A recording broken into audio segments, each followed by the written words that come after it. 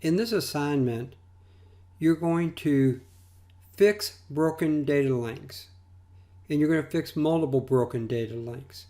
So therefore, you're going to need a project file, and you may need to move your data around on your project file. So you may want to make a copy of a project file if it's a good functional project file.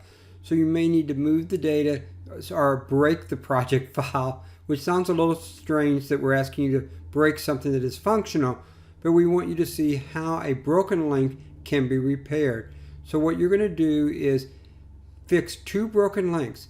The two broken links must come from two different sources. So they may come from a folder for one of them, and another one may come from a geodatabase.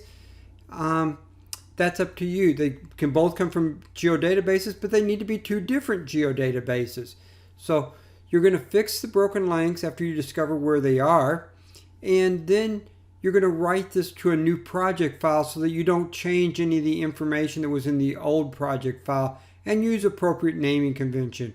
You want to use loop functions as much as you can, probably 4 loops, but that's up to you to decide how you need to loop this around to make the code as short as possible.